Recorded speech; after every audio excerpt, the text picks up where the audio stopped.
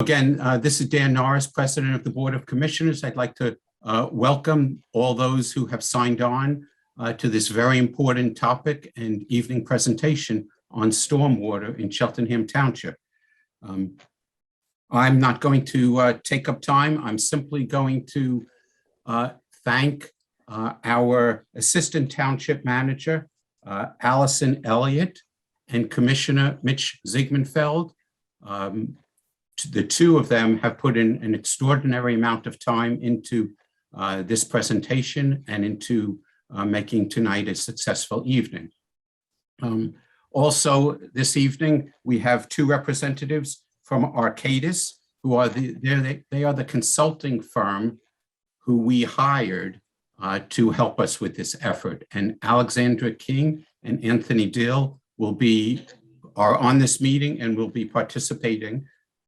And before I turn it over to our Township Manager, Bob Zinkowski, just the format, we're going to start off with a presentation. Afterwards, there will be a question and answer period. There should be plenty of time for question and answers. To the extent that your questions are not answered during that time, we will do our best to answer them after the meeting is ended. So now, without further ado, I'm going to turn it over to our Township Manager, Bob Zinkowski. Thank you, Mr. President, and good evening, everyone. I want to thank you for joining us. This is a tremendous turnout at 129 individuals coming this evening to hear about this important and critical issue, which is stormwater management. We see in the news, we read articles, we see the photographs of the impact of stormwater and the ways in which it needs to be managed for the health, safety, and welfare of the community. In my 29 years of being in municipal management, I don't know if it's a jinx of me or not, but I've been in communities where they get flooded an awful lot. I've seen an awful lot. Here in Cheltenham, I had the opportunity last week to be out in the middle of the night with our Public Works Director, Chris Kluhl, and see firsthand of the tremendous impact that this has in a lot of our neighborhoods, our homes, properties, and the public right-of-ways in our streets. And one of the critical issues in this discussion is trying to manage this stormwater so that one is we can try to get water out of people's homes. Also, two, is to be able to make a lot of these roadways passable. I've heard a lot where, well, I never get flooded, my street doesn't get flooded, my home doesn't get flooded, so it really doesn't impact me. However, being out here in the township and being able to see roads closed, emergency vehicles not able to get to where they need to go, when seconds count, it turns into minutes. And because a lot of these areas become impassable, and then the amount of cleanup that's necessary afterwards, it is difficult to move emergency vehicles throughout the township. Again, the infrastructure is impacted by this. I know a lot of the homes that are impacted, the streets, we've seen the pictures, and I appreciate everyone sending those in. Because this gives us a good handle on the impact of what's taking place here. So it's something that this Board of Commissioners is committed to working on. There's been a lot of studies done, and I'm not a big fan of studies because most of the time they sit on a shelf and then they look good and then nobody does anything. And I think you've got a Board of Commissioners that are active and are looking to start to solve these problems and start to move forward on these for, again, public safety, public health, and the impacts to the lifestyle of residents and businesses who are in our community, and valuing them for being here in Cheltenham Township. So there's a presentation that's been put together here. A lot of time has gone into this, a lot of work that has gone on over the past, geez, I gotta say, since I got here about 11 months ago. This is a high priority, and it's time that we get moving on this. So with that, Commissioner Ziegmanfeld, I will turn this over to you. Okay, next slide.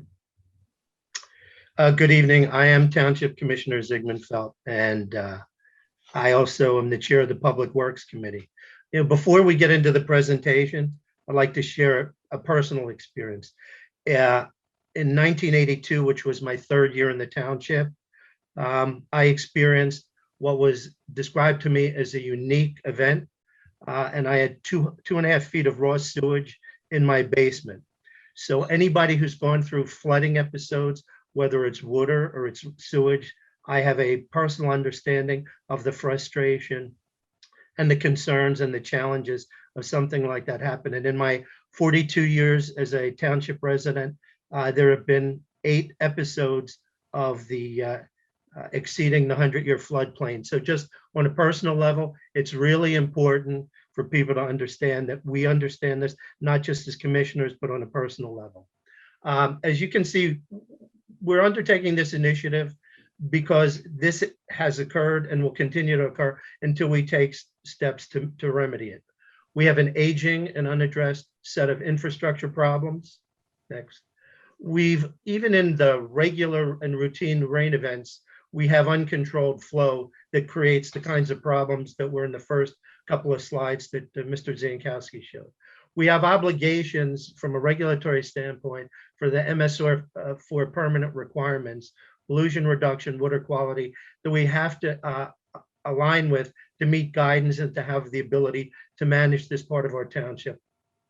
And we've recognized over time with all these events, both the routine water events and also the problems, that the stormwater and flood management is an essential public investment, and it requires us to get both commercial and non-taxable properties involved along with our residents. Next.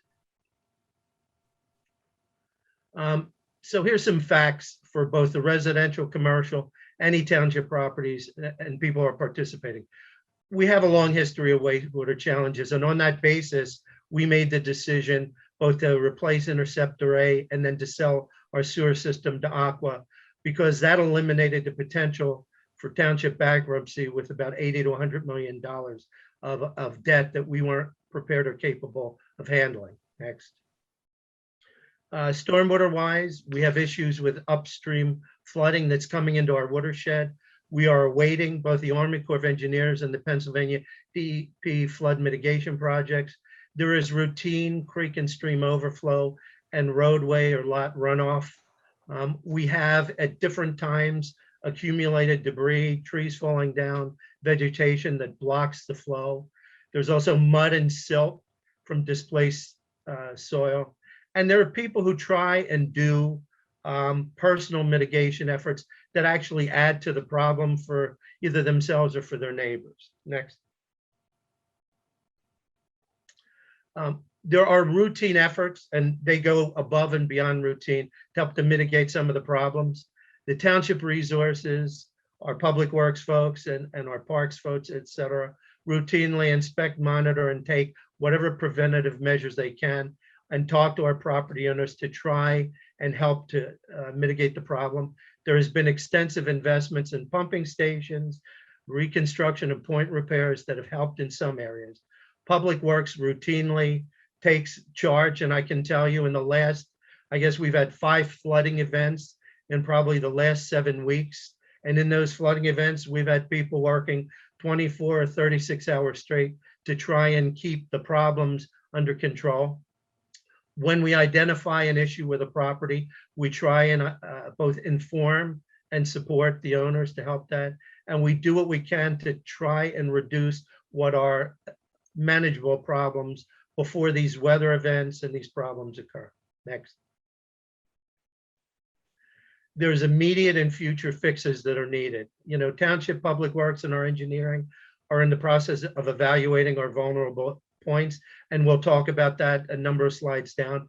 They're identifying and assessing locations that are deemed at risk, and frankly, there's many of you that are on this session right now who have both brought the issues to Public Works, to the township manager, to anybody that they can, to ask us to intervene, and that's a big reason from all across the township why we're undertaking this. So we're looking for blockage from debris, we're routinely inspecting the stream banks, and we're responding as much as we can to the problems or potential problems before they happen. All this effort reduced the risks with extreme weather events, but they're not enough. And what we've come to conclude as a Board of Commissioners, as staff, with a stormwater advisory group that consisted of both citizens and commercial people with interest, that we have to have a systematic and comprehensive initiative to do the protection, to do stormwater and flood remediation management and mitigation throughout the township. So that's what takes us to this night. And this basically what's been about over 2.5 years of planning and activity. And since August of 2020, when we introduced what we were going to do in our public works session on stormwater and flooding management, we laid out a 15-month commitment, which we expect would bring us to a January 2020 approval of both the initiative and the fee structure. And that's what we're going to spend the next 40 minutes or so talking about as you accumulate your questions and we try and answer those in advance. Next. Mitch, January 22. Oh, did I say January 20? Yes. Oh, January 22, yes. This isn't Back to the Future. Stormwater program and budget. Next. So I'm going to hand this over to Tony Dill from Arcadis, who's going to talk about what our levels of service are and what our vision is for the interventions and the expansions that we have to take on. Thanks, Mitch. So, one of the first things we did when we were engaged with the township here is to determine, what is the current activities or level of service that the township has been doing with stormwater. So that's the base kind of that we're starting with. And in reviewing that with the township staff and the engineer, we've determined that, the quantities here in terms of inlet cleaning and repairs, pipe replacement, this is what's been done, historically on a typical year basis, $300,000 a year in sort of point repairs in the system. One of the things to note is, pipe inspection was pretty minimal or reactive in nature. And we found this is very typical for most stormwater systems throughout the state that we've worked with, that stormwater has kind of been a little bit neglected over the years as sort of the least important of the utilities that are being managed. But people across the state and the country are recognizing that, we really need to start being more proactive and understanding what the condition of those aging pipes are underground. So in working with staff in the township, we determined, well, that's what we've been doing historically, and where should we be? So the pipe inspection, for example, saying, well, really, we're looking at trying to do 20,000 feet a year of inspection. So we understand just what is the condition of those pipes down there. Are they in good shape? Are they about to rot and collapse under our roads, creating sinkholes? We need to get a handle on that. So that's about 15% of the pipes a year. So it gives you a sense of how long it may take to do that. And for these other items, you can see increasing the amount of cleaning and repairs that need to be done to maintain a healthy stormwater system. Pipe replacement increasing from about 100 feet a year to 1,400 feet, which, arguably maybe isn't even going to be enough going forward, but it's a great improvement from where we were. And that's about 1% of the system a year. And on the right-hand column, you can see what's the anticipated cost impacts from those efforts. And a few of them I'll show you on the next slide where it says labor and equipment, what those entail. So in terms of labor, we've estimated there's about almost 12 full-time equivalents that currently are involved one way or another in stormwater in the township, and looking to increase that by about 2.5 full-time equivalents to help with both mapping of the system, that's the GIS technician, as well as doing additional pipe inspections and cleanings, and as well as obtaining some new equipment needed to do these tasks. Continuing on sort of the baseline level of service in terms of flood abatement, there hasn't really been a lot of recent projects in that regard. Street sweeping, leaf collection are done routinely, and then there existing BMPs. BMPs are what we call best management practices. It's a term in the stormwater industry for things like ponds and rain gardens and various things that help control and maintain stormwater on the site to limit the amount of runoff. So the township does have some of these stormwater facilities, but they've not been, I'd say, proactively maintained to the level they need to assure long-term function. In terms of new projects implemented, new BMPs that are required under the township's municipal separate storm sewer permit, the MS4 permit, there's been maybe 1 to 2 a year of those implemented. So going forward, there are some significant projects, and Mitch will touch on these a little further as we go forward, for Army Corps and Glenside flood control projects to help minimize some flooding in the township. Street sweeping, leaf collection, we're looking at maintaining the current level of service. And then, like I showed, increasing BMP maintenance and ramping up some of the capital projects that are required that we'll be discussing in a few minutes. So when we pull all that together, if we looked at 2020 as sort of a base year, where about $1.7 million are being spent in the township on stormwater costs, as shown above there. When we fast forward into 2022, we're obviously have some inflationary type increases, but we're also looking at the improved level of service that we discussed there and showing the impact of that, taking that 1.7 million up to about 3.3, 3.4 million, with almost $800,000 a year being in the capital program funding, with the rest being on operation and maintenance, the increased inspection and cleaning. So Tony, let me jump in a second on this. Sure. And that is that if you look at the 2020 numbers and add the inflation or the increase, we're approaching about $1.8, $1.9 million. That's already embedded in your real estate taxes to the township. So one of the things that we're proposing here is to move everything under the stormwater management dedicated fees. And then the improved level of service, which is going to run approximately $700,000, and capital projects over the next 10 years, which are going to be about $800,000 a year, bring us up to a spending level annually starting in 2022 to about $3.37 million. And what, as we start to move into the specifics, what you need to realize is you as a taxpayer, whether you're residential or commercial, are already paying about 51% of that total number. It's already embedded in your township real estate taxes. So what we're proposing as we do the shift is not really doubling your taxes. We're adding to the improvements, to the things that need to be done in order to improve and really mitigate the problems that flooding and stormwater uncontrolled flow are bringing to the township. So I think it's important, and that $800,000 or so is capital dollars that are going to be part of the contribution to fund what we'll get into in a couple more slides. Well, thanks, Mitch. I think it's actually the next slide where we were going to hand it off back to you to cover some of the capital. Well, I jumped in ahead of time. That's okay. Okay. We've identified, working with Gannett Fleming and township staff, approximately 47 capital projects. Of those 47, 36 are stormwater flood mitigation projects that we've already identified, and we'll get into some of the detail. But the projected cost on those is approximately $20 million, of which $15 million is actually the township's obligation. There's 11 additional projects in planning, and we're assuming that just based on the numbers that we're looking at, that should represent another $5 million in terms of cost. So that brings us up to a total estimated township stormwater need of about $20 million.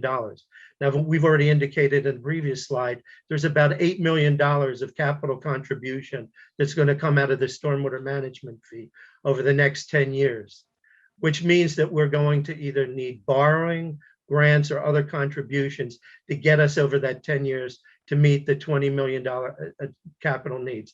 And on this pie chart next to you is an important thing, because these are of the 36 projects. These are identified. So there's 9, approximately 25% are priority 1, 8 are priority 2 and 3, 5 that are ongoing, and there's 6 that need to be determined. And just so you know, we'll get into some of the detail to show you and give you some examples of those projects, by the way, which are distributed across the township. Next. This is not an easy slide to read, but if you take a look at it, what you'll see is these are those 36 projects laid out. They, in fact, the important thing for you to know is we're not just talking about flood mitigation or stormwater management. This entails the following important outcomes: water quality, infrastructure repair or infrastructure expansion, stream flood control, street flood control, and then the ranking. And then what we've done is identified the amount of dollars and the total cost for these 36 projects projects at around $20 million, and approximately $15 million of that is going to be township obligation. We'll get into some specific examples across the township, so you'll see just how this works out. Next. We're going to look at a number of the high-risk, high-priority projects. The Army Corps of Engineer project, 6 basin projects, which has been delayed literally for about 14 years.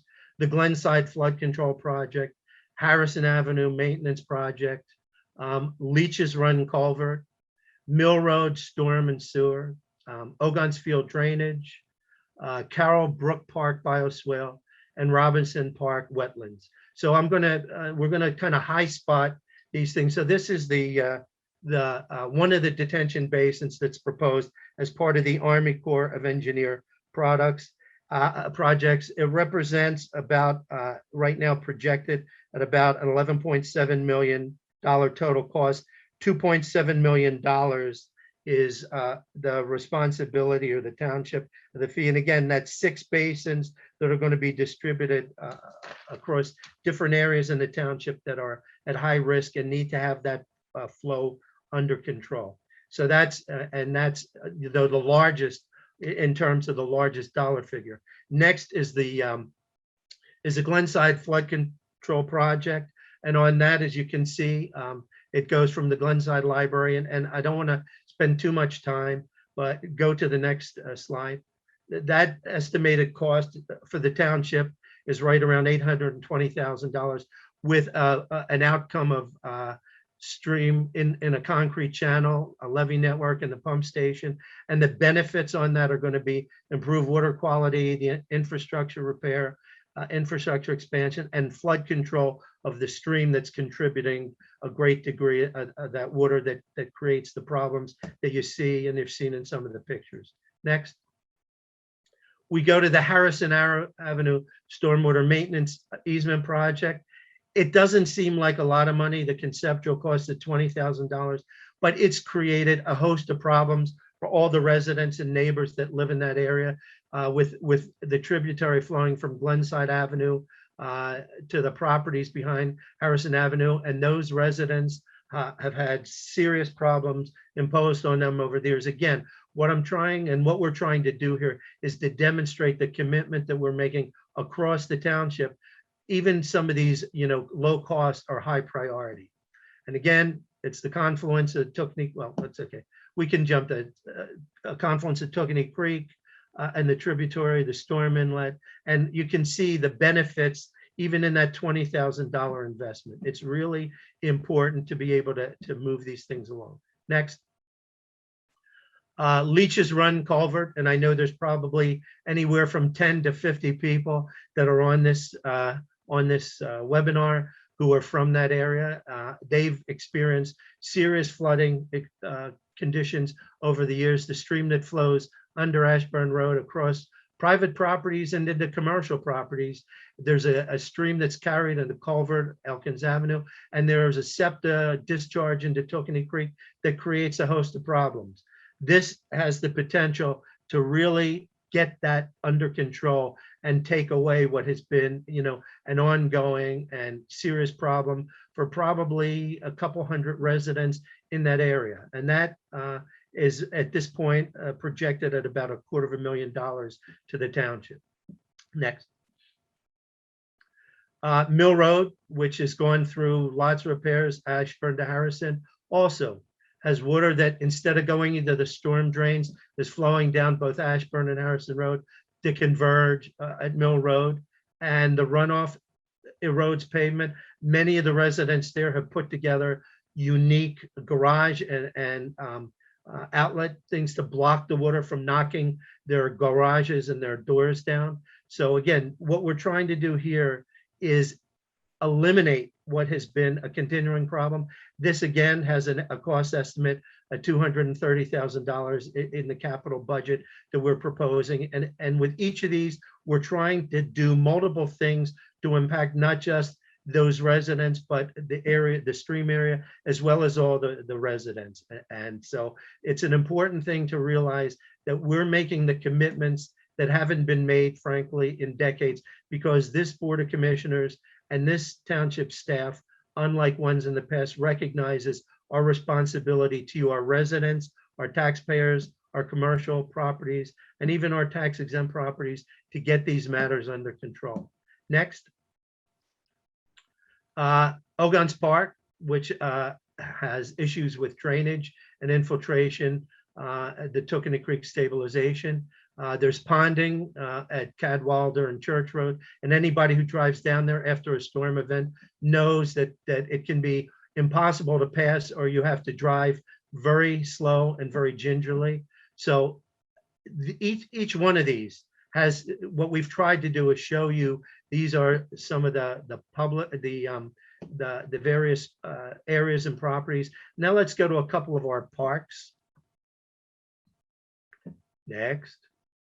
Carroll Brook Park, there's a bioswale and step pool, and there's a tremendous amount of water that goes into open space and in the playing fields, and it doesn't properly drain. It discharges down the hillside. We need to be able to get that under control, as well as to manage the invasive vegetation along the park and make the park under control and usable throughout these periods, so that when there is a rain event, whether it's a serious storm or just a typical routine event, that doesn't basically disable the use of this recreational area. Next. And Robinson Park, the wetland enhancement. Again, there's runoff from Walt Lane. The storm flows through a great covered concrete channel, and it creates all kinds of problems. There's invasive species. The storm sewer needs to be converted to a bioswale, and we need to construct a wetland that's going to basically support some of our MS4 pollution reduction and compliance requirements. And in these, we're talking about a community garden, wetlands, the concrete channel, a shallow concrete pond, and then to control the discharge to the storm sewer. Each one of these that we've just high spotted, and maybe I've done more than that, is really looking to eliminate what are routine problems that occur with whether it's a standard weather event or it's a serious weather event. We've recognized, both from the neighbors, from the public works staff, et cetera, these are creating problems that in fact are within our purview to control. Next. So what we're gonna look to do in enlisting the fees is now have a dedicated fund source for stormwater management and have stable, predictable revenues that are going to allow us to control this from a long-term planning and from a financing standpoint. We believe that we're obligated to distribute these costs to maintain both the controls and infrastructure to those larger impervious surfaces, both commercial and nonprofit, who contribute the greatest uncontrolled runoff. They have the most significant impacts on flooding. Much of that has been both undocumented and has been either underfunded or non-funded. And non-taxable properties right now, for those of you who are taxpayers and residents, you now subsidize all of those taxes and properties that are contributing significantly to this measure. And I'll get into the percentage of the stormwater problems and runoff that are coming off of the off of our tax exempt properties. Stormwater management and flooding remediation is a priority. It has been, and now we're looking to turn that priority and problem into something that can be controlled both for the current and long term, and take away a problem that seems to happen on a very predictable basis.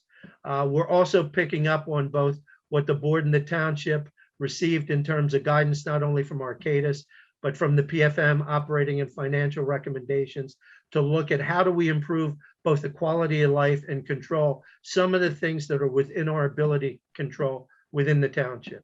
Next. I'm going to turn this over, I believe, to Alex King, who's going to talk about the rates, how they're developed, how we've analyzed both the impervious area and what's going to be defined as an ERU. So Alex, I'll turn it over to you and your expertise. Thanks. Thank you, Commissioner. So I wanted to start with the rate structure and how that was structured so that this rate is equitable and fair for Cheltenham. So when this rate was created, it was important that it was accurate and that it was representative of local conditions within Cheltenham. So for the residential rate, this was structured based on tiers, where the tiers are based on parcel size. And this again helps that rate be equitable. For non-residential and multifamily residential properties, which we'll refer to as commercial properties, the rate is based on the impervious area, so that if there's more impervious area, the rate is higher to account for that greater increase in stormwater runoff. For undeveloped properties, there is no fee because they do not have impervious area. Next slide, please. So the following slides are going to describe this equation in greater detail. So we're going to take the stormwater program cost, divide it by the impervious area of the township, and that will get our stormwater fee per ERU, which is equivalent residential unit, which I'll go into more detail on what that actually means.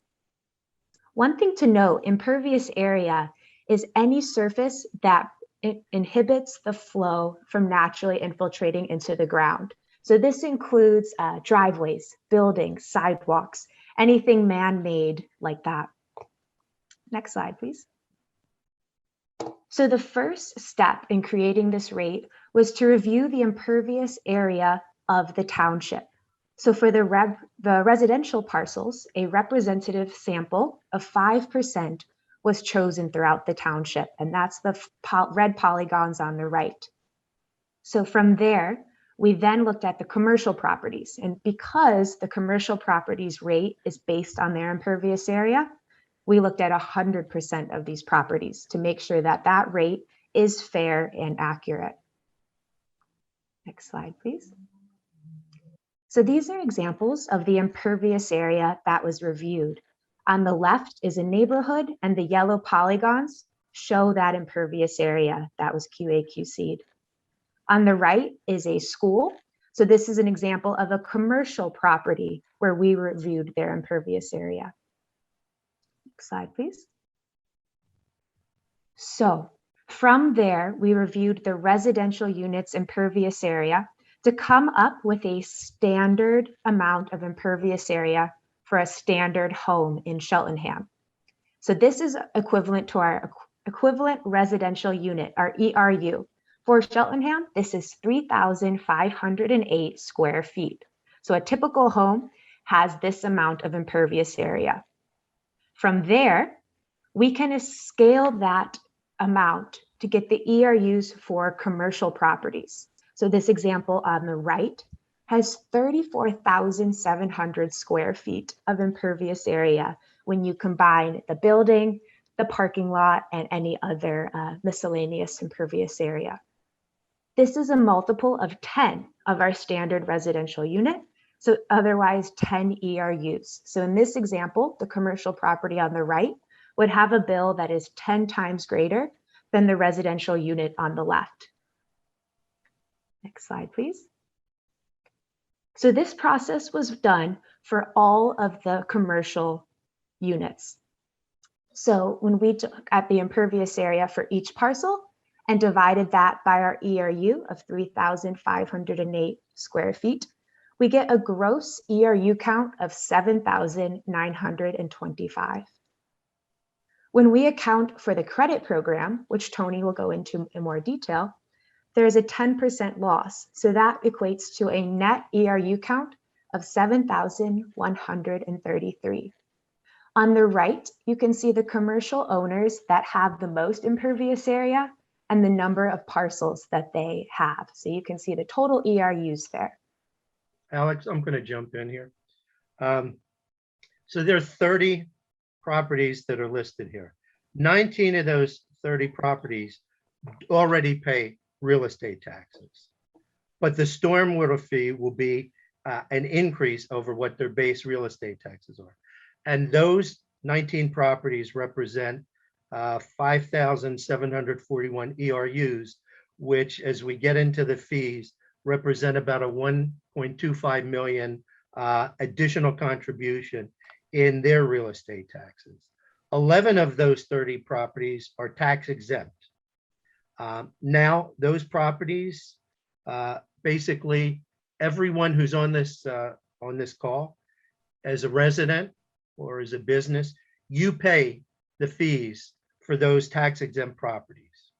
It is an unfair burden. So these 11 properties represent 2,184 ERUs, and that will generate somewhere around $560,000 annually from exempt properties that right now do not contribute to real estate taxes. That takes a significant burden. And by the way, most of you, because this also represents the embedded costs that we talked about before, the 1.7 or 1.8 million of existing current costs through 2021. You are already paying 50% of that. You're subsidizing these properties. So the point is that we are adding these fees on to take. I know some of you will say, well, it's double speak, but it's not. It's taking that burden away from you and putting it on commercial properties, because their impervious area contributes mightily to the amount of stream flooding, the amount of runoff and uncontrolled flow that contributes to every one of those weather events that we saw in the first couple of slides, and that every one of you who's contacted us or had these problems, really, we're doing what we need to do to bring these under control. Go ahead, Alex. Thank you. Next slide, please. So for the residential parcels, as I said before, this will be based on a tiered structure so that the rate is equitable. So our smaller parcels, less than 1/10 of an acre, will be paying half an ERU, because typically speaking, they have less impervious area. For the parcel sizes of 1/10 of an acre to half an acre, which is our standard size for Cheltenham, they will be paying 1 ERU. Condos are also in this group because the common area, all of that impervious area it's associated with the homeowners association, is grouped here. For the larger lots, so greater than half an acre, they will be paying 2 ERUs per parcel. So the smaller properties, which have less impervious area, will be paying less. Moving on, please. So when we get to the fee, this table shows what the fee will look like and what you will be paying, most likely. So less than 1/10 of an acre would be paying $110 a year, so half an ERU. 1 ERU, which is our standard, would be $220 a year. 2 ERUs would be $440. From there, you can scale it up for commercial properties. So a small retail shop equivalent of 5 ERUs of impervious area would be paying $1,100. A medium-sized shop, 25 ERUs, would be paying $5,500. And your big box store, let's say 100 ERUs of impervious area, would be paying $22,000 a year. And Alex, let me jump in here, because this number, if on average is $220 a year, right now, you already pay approximately $120 a year embedded in your township real estate taxes. So this is not a $220 increase for the average residential property. This is actually about a $100 increase. It's just that we're moving it into a dedicated area so that we can do all the things that we need to do, that over these last probably 4 decades, this township has failed to do for every one of you, for your tax, for the residents, for the commercial businesses, et cetera. It's time to do this, and we're trying to do it in an equitable and fair fashion and distribute it across all residents, businesses, and those who contribute to the problem, the tax exempt properties. It's not ideal, but frankly, we've waited a long time to do this. And this is one of the initiatives that we've undertaken to improve things. Next, back to you, Alex. Thank you. So now I will pass it over to Tony. Okay, I'm just going to add one thing on this slide before I move on. Just those examples on the right, the small retail, medium institutions, those are just hypothetical examples. So any retail or commercial property would be measured on its actual. It doesn't mean every big box store is automatically charged 100 ERUs. We've already measured the actual size of their parking lots and buildings, and that's just a rough approximation of what a typical one may look like. Okay. This slide has a lot of numbers on it, so it's a lot to digest, and I usually try not to put so many numbers up, but it's just as a matter of transparency to show how we've done the rate calculation here. And at the top, you'll see that $220 ERU, when multiplied by the number of ERUs or billing units, creates a certain amount of billed revenue. Accounting for collections and things, and maybe other sources of revenue, it generates what we look at as a total revenue of about $3.7 million. And then you can see on the line below it, after you account for the expenses that we've projected, the capital and operating of a net revenue at the bottom line there, which really ends up in a reserve fund where we call the cash balance. It's showing that the township would have within the stormwater utility function some reserve there to be able to handle emergencies that may come up, equipment that fails suddenly, events that happen, a collapse of a pipe, whatever. There's some money in the bank, or if there's any delays in generating the revenue or collections on that reserve is there. So this just shows, again, for the first 3 years there'd be no anticipated increase in the rate, and then after 3 years it's budgeted about a 3% at this point, which would be based on sort of inflationary estimates going forward, but that would obviously be revisited at the time based on the actual expenses and revenues that are achieved within the program. So just to pick up on that, this is literally a 5-year vision, and we've projected this out for the 10-year period to cover what we think are the critical capital, again, that $20 million, and the capital investment that needs to be made, of which approximately $8 million is going to come out of the stormwater fees. Thank you. So in terms of the next thing we're going to discuss is credits. So credits are something where the property owners can reduce their stormwater fee by having stormwater management facilities on their property. And this is a policy that we would implement here. Has a couple of intents. One is to encourage when developers are implementing projects or residents on their property to implement BMPs or best stormwater best management practices, and that helps the township meet its MS4 permit requirements for implementing projects that reduce stormwater pollution and stormwater runoff in the township. The second bullet here is probably equally important, if not more, is that a credit policy promotes equity. So if you have 2 properties in the township, one was recently developed and has complied with the stormwater ordinance that's in place today and has stormwater controls on site, they can apply for a credit and reduction compared to maybe an older property that has just as much impervious area but no stormwater management on site. It creates a lot more runoff and a lot more problems for the township to manage. The older property there, maybe with no BMPs on it, would not be eligible for a credit, unless of course they implemented one voluntarily as sort of a retrofit on their property. So it's really trying to introduce equity into the fee structure. So it's just some concepts or some elements of the credit program that new BMPs need to meet the stormwater BMP manual issued in Pennsylvania and any requirements of the township stormwater ordinance. There's going to be O&M agreements in place where the periodic inspection reports are required for structural BMPs like ponds and things like that. And Tony, I'd like to jump in here if Sure. you wouldn't mind. Here's another critical issue that's not specifically operations and maintenance, John, BMPs and this particular thing, not associated with the credit. If we meet these stormwater manual and township ordinance agreements, and we are demonstrating to the DEP, the Department of Environmental Protection, that we have more than complied with the MS4 and all the planning requirements. The township over the last really dozen years, but in particular, since 2015, has been in a moratorium.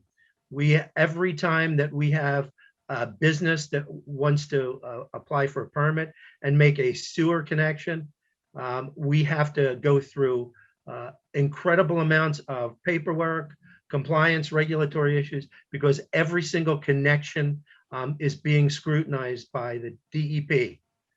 When we achieve and when we demonstrate to the DEP, and it's not in this credit policy, but since the BMPs were brought up here, I think it's a relevant topic.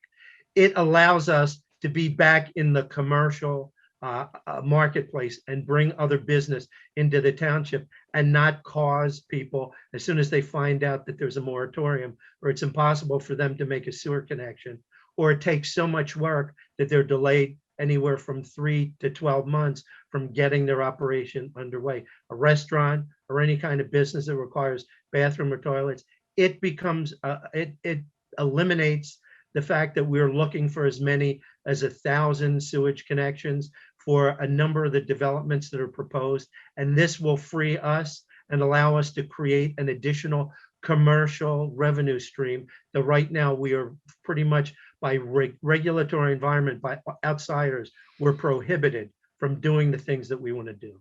So I know this wasn't part of the credit story, but it's a relevant point to say that it's really important to take this on.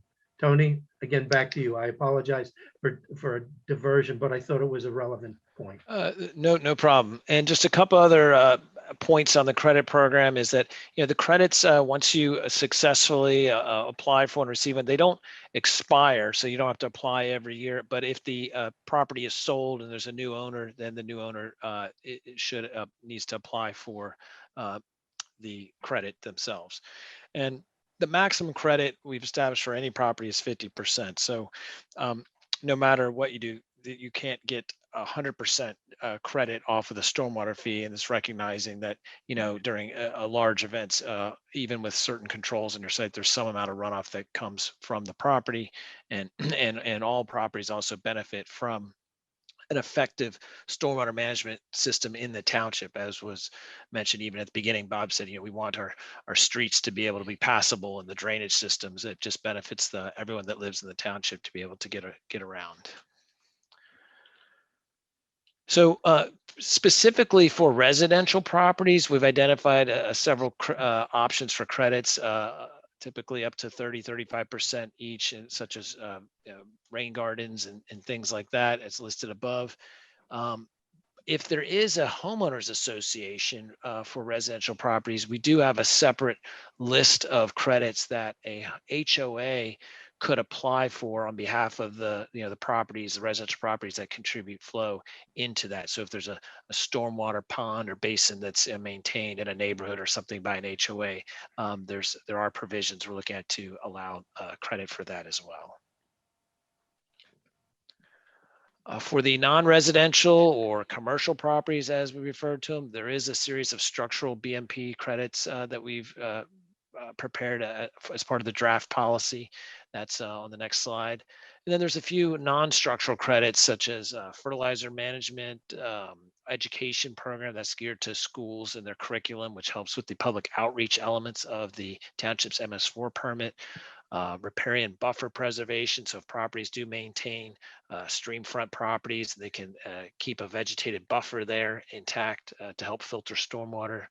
And then any of those institutional credits for those commercial properties or larger institutions that have either their own MS4 permit or NPDES industrial stormwater permits that they already have to comply with a number of those regulatory requirements. And we have left I'd say the door open at the bottom there for other innovative ideas that the township would welcome and could consider on sort of a case-by-case basis if there's something that could contribute to effective stormwater management in the township.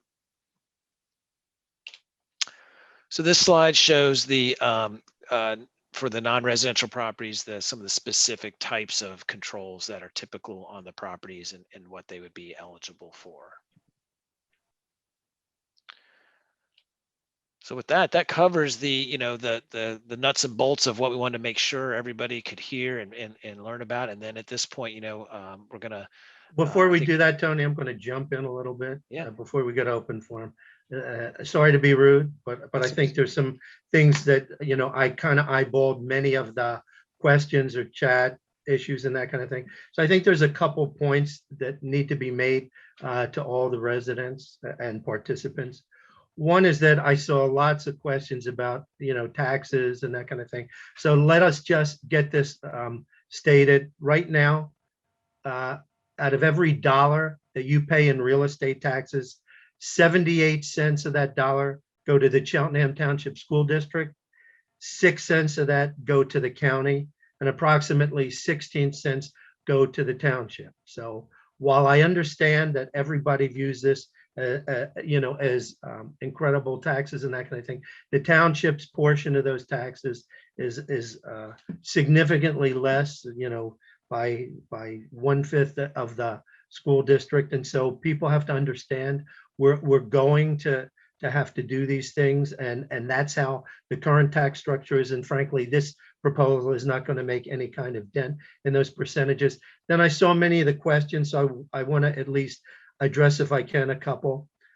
With respect to the township is responsible for managing the stormwater program and implementing projects. It will strive to implement appropriate stormwater best management practices as we improve our properties. The township will also likely be contributing outside capital and resources for projects that are not covered by the fee. With respect to the school district, I know there's some concerns there. The school district can apply for credits where appropriate to reduce the stormwater management fees that they might be incurring. We're aware of several instances where the school district has already implemented best management practices, and that will reduce its fee. In terms of logistics, the stormwater fee will be included on your annual tax bill along with your trash fees. Residents will notice potentially an increase in the total owed on the bill. It's not anticipated that property taxes will decrease as a result of stormwater costs being shifted out of the budget. The township and board of commissioners intend to redistribute money dedicated to stormwater activities to other areas that have been underfunded. The stormwater fee will be a fee dedicated specifically to any and every stormwater related activity to ensure that the township will be able to meet ever increasing regulatory requirements and impact of, what has been increasing weather events that we don't have control over. Somebody pointed out, we're trying to fight Mother Nature. On the contrary, there are things that we can do to minimize or eliminate the challenges that Mother Nature routinely imposes on us. And so I think that's important. So I at least wanted to try and preempt some of the questions that came into play. And I'll turn this back, I guess, either to Tony or to Allison Elliott, who's going to control. We've left an hour for questions. There will be a significant amount of documentation as a follow-up besides this being posted and the session that we've just had being posted along with the questions. We'll also be looking at providing a lot of supportive or corroborating information to help to clarify some of your questions. We'll do everything we can to get through an hour's worth of questions tonight, but if we don't do it, it's not because we're reluctant to do so. There's a finite amount of time, and frankly, this matter is not finally settled. I saw some questions about, can we get other money? The township is an active, has actively undertaken to talk to federal, state, and county entities to talk about the CARES Recovery Act and some of the upcoming infrastructure funding that's going to come into play. Should those dollars be made available? Should those dollars be adequate to fund some of the capital issues? Because again, as we mentioned, there's at least a $12 million shortfall against that $20 million projection. If we were able to convince a mix of those three entities, federal, state, and county, to deliver, $20 million, obviously that would take away the obligation here. We have to be realistic and say, we're now responsible for our own fate. We'll do everything we can to try and make these costs, be as controllable, or to eliminate as many as we can with the help of our federal, state, and local partners. So with that, I think that's enough. And now I'm sure everybody thinks I've said more than enough. So I'll turn this over to either Tony or Allison to take on the open forum from our residents. Thank you so much, everybody, for listening, for paying attention, for adding what are cogent and intelligent questions and comments throughout. Okay, we will take questions. If you want to raise your hands, we'll give you the opportunity to speak, and I have a couple already. I will start with Jim Stasek. Can you say who you are and where you live? Jim, you should be able to unmute yourself and ask your question. Sorry, I didn't mean to raise my hand. Oh, okay. Next, we'll go to Liza Mariss. Hi, can you hear me? Yes. Yes. Go ahead, Liza.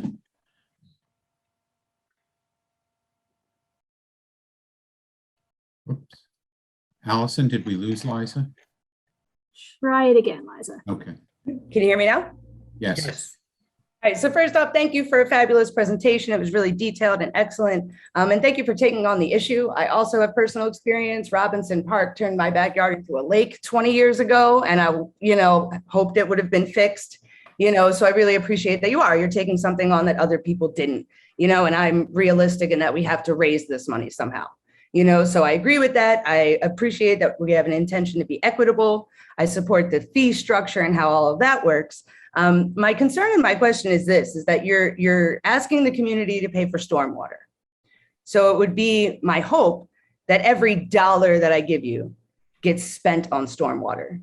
And I think that you make a really powerful argument for why we should pay more for stormwater. And I agree with you.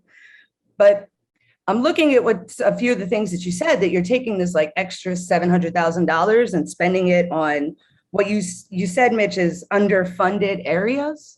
And I can appreciate that you're charging me $220 and that's $100 more. So, but it's not like I'm paying $220 extra. But It's possible, Liza, it's possible that in the course to try and explain everything that I misspoke myself or gave you the misinterpretation. That $700,000 is improving at a base the stormwater management by Public Works and by all of our facilities that we have neglected to do. That was the slides that Tony Dill presented that showed different full-time equivalents, different clearance of, going from 40 to 540 inlets, et cetera. So it's basically, it's now enhancing the baseline of things that are within our control before we get into the capital expenses. So I hope that explains it a little better. That does, and I think that's great. So, but what I'm looking at though is that I already gave you $120 for, like you were talking about, the leaf cleanup and so on, and we're going to move that into the stormwater fee, which I think is a good idea. But if I'm not getting a refund on that, then I am paying $220 more. And some of the things that are within our budget that have been shifted out and put into the stormwater fee, when you say that goes to underfunded areas, what I'm seeing is that half of the money that I'm paying that's extra, I don't even know where that's going, right? And I appreciate that there are things in Cheltenham Township that need to be paid for, but I want this stormwater fee to be for stormwater, right? And I don't want it to be saving us money elsewhere and then taking my taxes from elsewhere. Like, I think all of it should go into stormwater. Liza, I can guarantee you that every penny that we've talked about here will be dedicated to stormwater only. So when you say the other underfunded areas, that's also going to go to stormwater? Correct. Okay, thank you.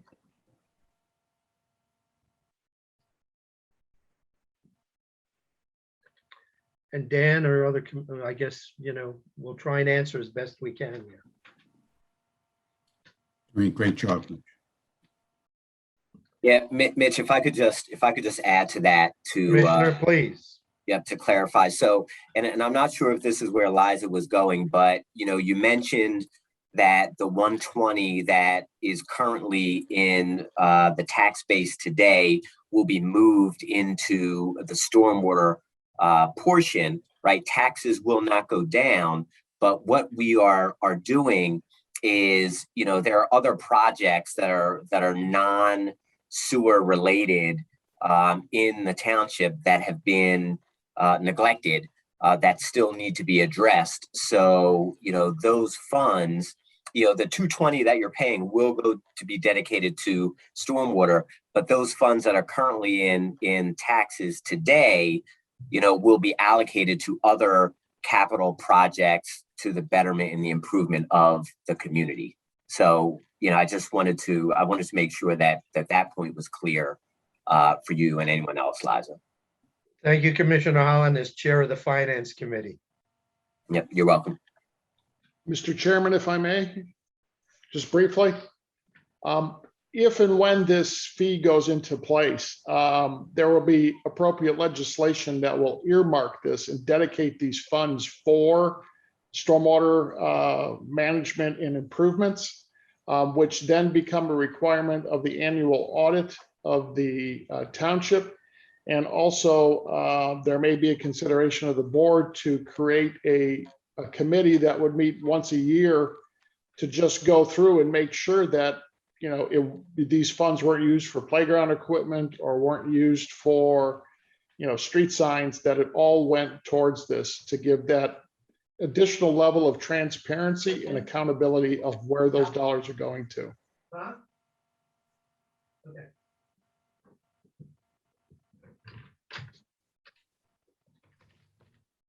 Allison, if you could just briefly mention that the PowerPoint slides will be on the website as well as this video for people to review. Yeah. Also, while we're waiting for additional questions, I did notice a question in the chat around, additional funding outside of this fee. So like, federal funding, emergency funding, things of that nature. I can tell residents and folks on the line that, we have been aggressively pursuing, additional funding federally from the federal government with all the different CARES Acts and Support Acts that have been passed. We are working very closely with state and local legislators to make a very strong case that we deserve, need, and it's really critical to our infrastructure that we obtain additional funding. So there are multiple commissioners involved. We're actually also working with others, outside of other communities outside of Cheltenham Township to sort of create a cohort to try to make a case for additional funding. So there are things in the works for that. We don't have any indication today, whether or not we will be successful, but there are efforts being made. Okay. And yes, just to add, I apologize, I was on mute. The video will be made available on our YouTube channel, and the PowerPoint and video will also be made available on the township website. It's accessible via the Hot Topics link for the Stormwater Management Matters page. And Allison, while you're choosing the next question person, somebody says when they registered for the Zoom meeting, they included some questions. Do they have to now raise their hand to ask them again, or will they be answered? It would be better if they could ask their question again. I apologize. You may not have seen them, but we will look for them. So the next person is Eric Scheckler. Good evening. I'm trying to figure out the project timelines. One, you went through the slides pretty quickly, so I figured I'd just ask, like, what is the timetable to get the projects completed? And two, what is the contingency if the projects don't fix the problem? I mean, I understand taxes aren't temporary, they're always going to be around forever, but what happens when it doesn't work? You're fighting Mother Nature. You're not going to win. Well, I guess the first answer you get is that we've preliminary identified priorities out of the 36 projects, and you saw that the distribution was 9 first priority. 2 of those are already in process, the Army Corps and the Glenside Flood Control Project. Those we're hoping are imminent. And then there are approximately 23 or 24 other projects, and we're going to prioritize them by the level of impact that we had and by our ability to bring some control. So as you saw, some of the projects that we high spotted were $20,000 or $30,000 projects, but they are meaningful to those residents and they're doable in fairly short order. We have not yet put the timeline in place because frankly, this is all a proposed approach to getting these things under control. In terms of what do we do if we're failing? The truth is, if tonight didn't convince you from the beginning and over the last 30 or 40 years, however long you've lived in the township, we are failing. We've been failing as a municipality, not this board and not this staff, but we failed to do these things over a time period. And we're at a stage now where we have to take matters like this into hand. We're going to try and enlist as much as we can our federal, state, and county partners. But in the end, we're responsible for these things. And we have the ability, with your help, both residents, taxpayers, those who are commercial, et cetera, to really, make a difference here. And you know what? We're going to learn from the things that we do. And we're going to basically figure that maybe there are other projects that will have to come into play or become priorities. And Eric, that's what we'll do. But we have to get this underway now, or we're just going to continue to be victimized by Mother Nature and frankly, by the failings of 35 plus years of boards that haven't, or less, that haven't done what we're undertaking now. Thanks for your question. And to add to that, so I don't necessarily think we're going to eliminate flooding. So I don't want anybody to think that by taking this on, we're going to eliminate it.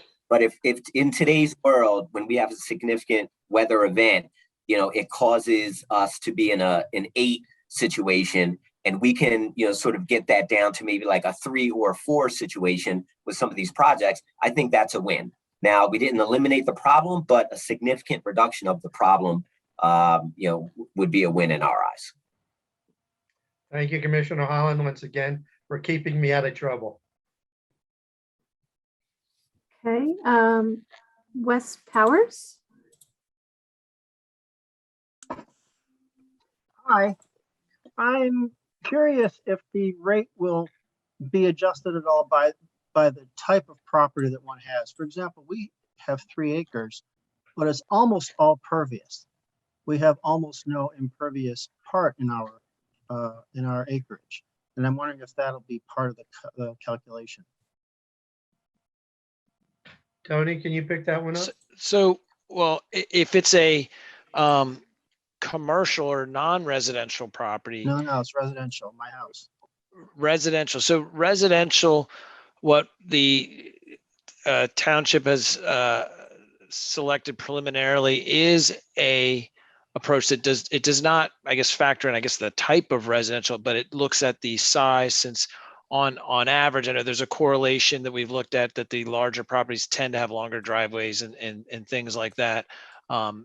Recognizing it's not a perfect correlation, and at some point down the road in the future, if the resources become available, the township could consider, looking at individual residential properties on their actual impervious area, where each one is measured individually. But right now, we don't have the capability to develop a bill for customized for each property. So, the decision was, or the preliminary decision or consensus has been, rather than just say charging a flat rate where every residential property pays the same, to try and create these 3 tiers, which is a little more equitable. If there are certain, features of your property that would require, qualify for credit, that's something that could, be applied maybe based on the nature of your property. But I guess not knowing the specifics, I can't say that they would, but so I don't know if that answers your question, but I guess it's really the tiering is based on parcel size as sort of an indirect correlation to imperviousness. And Wes, I think what we can do is after the initial regulation is implemented and everything is earmarked, I think we can start to look at making exceptions and creating other credit-worthy situations. So that's what I would say to you at this point. We're starting at this point, but we recognize that there's going to have to be some flexibility and adjustment down the road. Okay, Next. thank you. Okay, Leonard Eisman.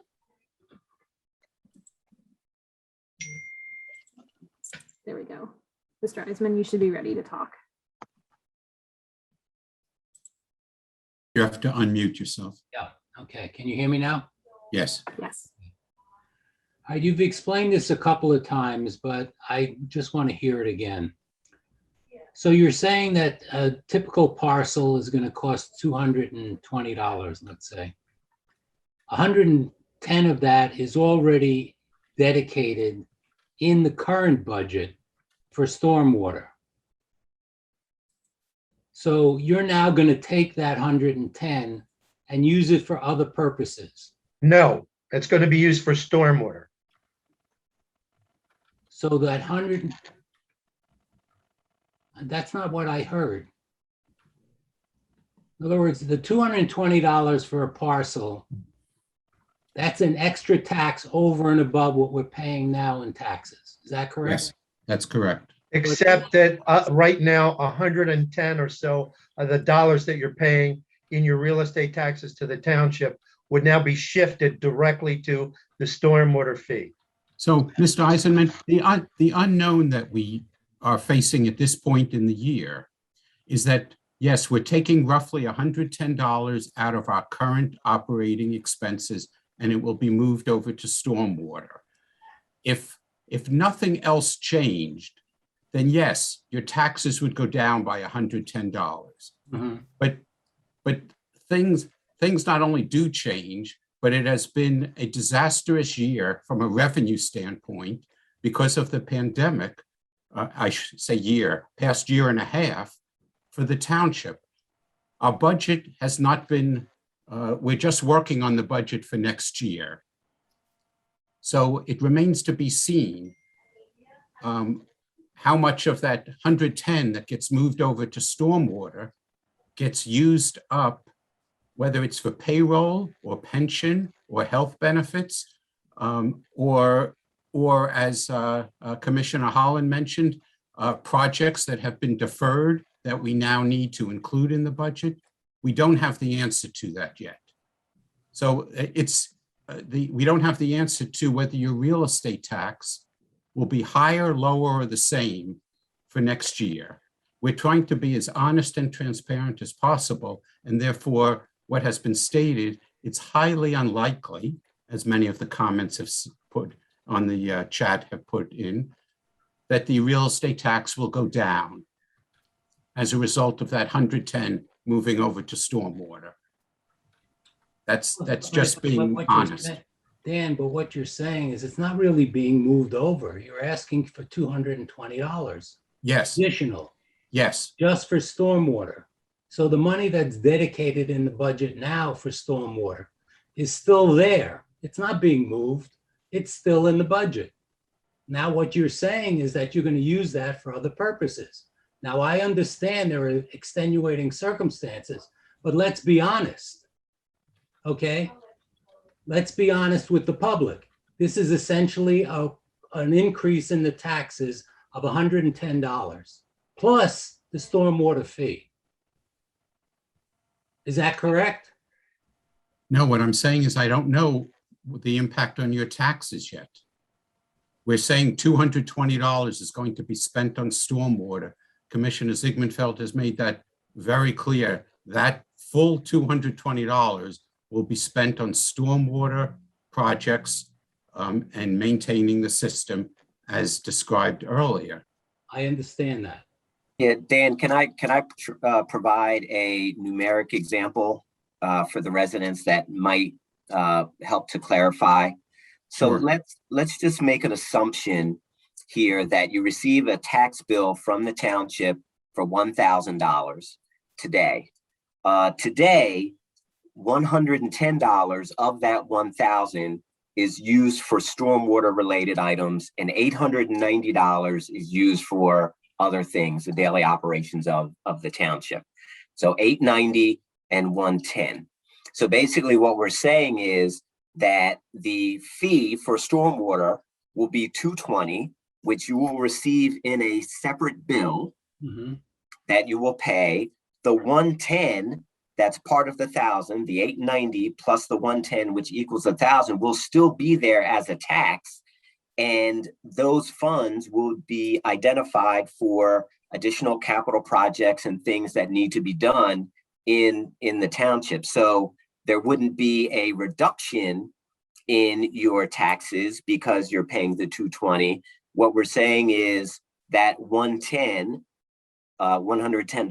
plus the 890, which equals 1,000, is going to be used for other things that benefit the community. I understand. I don't know if that helps. And it may have helped other people just to understand it that way. We're not getting anywhere, but thank you very much. Okay, Mr. Collins?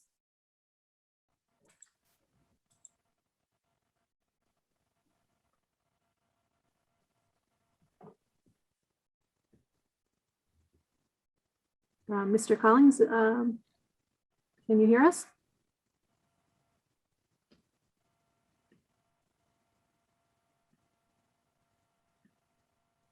Allison, while we're waiting, Yeah, there's some other things in the chat. There's someone that said, would rain barrels qualify for residential mitigation credits? At this point, a rain barrel program would not qualify for residential credits. And, primarily it's because, it's very difficult to inspect and ensure that rain barrels are actually in place and doing what they need to do in order to, to have the reduction to qualify for the credit. So at this point in time, that is not the case, but, who knows what would happen in the future. So we'll come back to Mr. Collins. Let's go to Mr. Khan. Thank you. I have the unmuted message now. Can you hear me now? Yes. Thank you. Okay, I'm Sidney Khan, Cheltenham Woodcote resident, member of the Cheltenham Environmental Advisory Committee and of multiple other environmental groups in the township, the county and statewide. One of the things that strikes me, although I believe that what we are trying to do here is meritorious and highly necessary, and as I said in my comments in the chat, merely a down payment on what we are going to have to do in the future to deal with the potentially catastrophic consequences of climate change, which we're seeing increasingly as time goes on and far more rapidly than was anticipated. What the problem I see is that we are addressing this problem as if it belongs to Cheltenham Township alone, and that Cheltenham Township alone can do something about it. Water does not begin at the Cheltenham Township boundaries, nor does it end there. Therefore, just as with the environmental advisory committees and our Ready for 100 teams across the county and even across into different states, it becomes incumbent on us to work with our neighbors, all of them, because we're all in this together. We all have a stake in it, and if someone doesn't play ball, we all pay for it. So therefore, the question I asked the commissioners, and I think Commissioner Holland mentioned this briefly, is what are we doing in terms of collaborating with our neighbors, and both immediate and farther afield? Abington is obvious, Upper Dublin is obvious, and so on. But what are we doing about Philadelphia? What are we doing about Bucks County? What are we doing about other parts of Montgomery County, and so on? Because we can't do this by ourselves, however much we spend. So I'll stop there. I'm going to give a practical response to that. Mr. Khan, thank you for your attention and devotion to the environmental issues. And I've heard you speak before. You asked a question about working with our neighbors, so I'll give you a simple demonstration of just the lack of cooperation. Abington and Jenkintown joined Cheltenham Township in the Intercept Array replacement. And as part of that, they agreed that they would pick up their share of the expenses. And without getting into detail, because there's litigation pending, but we are 2.5 years past the point, and there is still approximately or something approaching 7 figures that are due from those 2 municipalities to pay for an investment that they contractually committed to.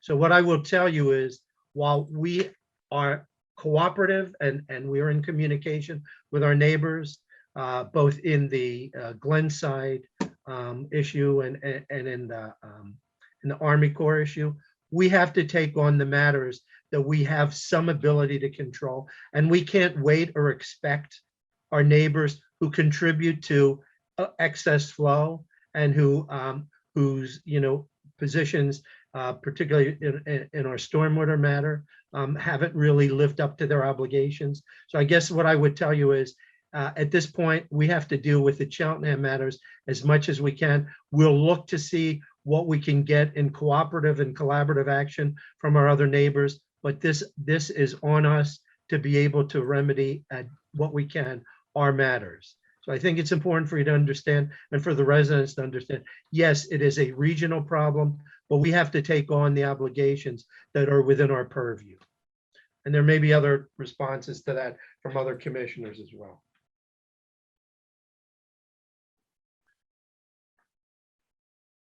Maybe not. Okay. Michael Schechtman, please.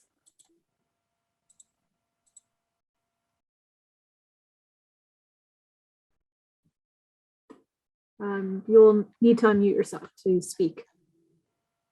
I have unmuted it. Can you hear me? Yes. You can now. That's great. It's not Michael Schechtman, it's his wife, Roberta Lee. Thank you for taking my question. My husband and I have spent we don't even talk about how much, over $4,000 basically, replacing gutters and downspouts and installing a rain garden. We also collect all of our air conditioning condensation water in a rain barrel. And what I'm hearing tonight is you're not recognizing any of those efforts. And those are real efforts. And those could be replicated by other residents. These are simple things. Just rerouting your downspouts so they don't go, as ours did when we bought our house 10 years ago, straight down the driveway, boom, right into the storm drain. No, now they go into a rain garden. That's a simple thing. They can also go onto your lawn, by the way. Also a simple thing, a pervious surface. And yet we're being told, I think, tonight, there's no way for us to apply for any kind of credit or just simply recognition for that. I think a lot of people would do these simple, basic things. We, by the way, have discussed replacing our driveway with a semi-pervious surface. That's going to cost a lot of money. And why would we do that again? So that you can tell us you don't care? I'd like to know how residents can apply for credits based on real changes they've made on their own property to mitigate stormwater runoff. Want me to take that one, Go, Mitch? Tony. Yeah, go ahead, Tony. So it was mentioned specifically about rain barrels not being eligible just due to the issue of them having to be sort of actively managed to actually work, and how would that be checked and administered? It doesn't mean we're just don't want people to put in rain barrels, but it just isn't currently planned as part of the credit program. However, there are other things like rain gardens that you mentioned, pervious pavement you mentioned you might do a driveway that would be eligible for residential properties. So I think maybe we misunderstood the intent there, but it's not that there's no credits available to residential. It's just it was that one element specifically. But you're saying that you don't have the time to check on us. Could we submit photos and documentation and bills? Could I submit invoices for the gutters and the downspouts and the rain garden and maybe the driveway? And the township would say, look, oh, those folks paid for all that stuff. It must be real. And maybe you could send somebody out to look to see if it's real, because it's real. It's right here. I can send you photos. How about that?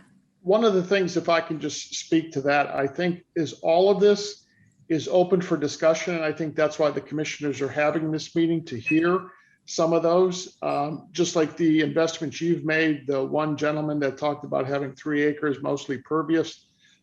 Those are all things that I think we're hearing. And how do we come up with something that, one can be verified and then managed? So all these suggestions and comments, I think are all being understood and listened to, and how we go about and put those in place. And I give the board a lot of credit for being able to hear this, hear the comments, suggestions, because I think some of them are real and are possible to put in place.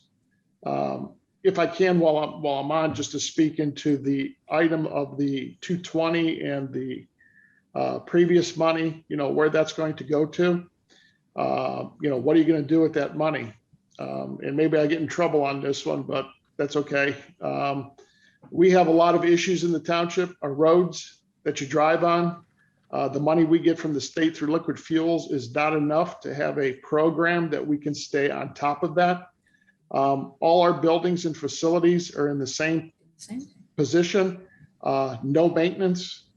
We have boilers that are done. We have buildings that are in very bad condition that need repairs or replacement. So those dollars will go towards those types of things. And as the township had commissioned a PFM report that talked about facilities, about how to, what can we afford to do on these? But there is millions of dollars worth of maintenance that has not been done, that this board is looking at now. So you have that, you have equipment that is necessary to operate, from trash trucks to your public works vehicles that do snow plowing, snow removal, cleaning of sewers, leaf pickup, which I know some of these expenses will shift it over, but police vehicles don't fall into this realm. When you look at increasing costs for the fire companies that this township helps support, library expenses that are going up, there is an awful lot on the table for the township. And, this board is, holding on for the ride here, because that can has hit the wall. There's no more to kick it. There's no room for it. Tough decisions have to be made. And under this type of fee, you can actually watch and see where it's going to. Where are these dollars, going to go to? The one gentleman asked a question about, what if these projects don't work? I guarantee this township's going to fire those engineers if these projects, for what they specify and design to say it's going to handle or manage this type of storm, they're gone. There's errors and omissions. There's insurances that the township goes after. The time to implement these from, let's say today, it was a go. It's going to take 1 year to 2 to design and then start to build and construct, because again, you want to build these the right way, so that what they're designed to do, they're going to do. Sorry for my long-winded talk. And Bob, just to add to your point, just throw a little plug out here for any residents who are interested in being involved in the budget process. We're going to start public budget meetings probably in October, both on both budgets, operational and capital. So check the website. We'll publicize that, and we welcome those that are interested in learning more and providing feedback as we look into 2022. Yeah, and Barron makes a good point. And one of the questions I saw is, what has the township done to control costs? Last year, the township furloughed staff. There are a number of positions that have gone unfilled. There are some projects that, again, have not been funded. So these are the things that it's the directive from the commissioners is, again, where can we reduce costs? Where can we maximize the expenses of what we do have to get the most out of that? So those are things that have been taking place here over the past probably 9-10 months. And just to follow up on what the township manager said, the slide that is currently on the screen clearly shows that as the program is currently set up, and the program could change, but as it's currently set up, there are credits for residential homeowners, and they are listed there. Now, these, what the township manager was saying is other credits may be considered, but right now there are credits included for residential homeowners for rain garden, for pervious pavement, etc. Okay, next question. Okay, our next speaker is Madge Mansour.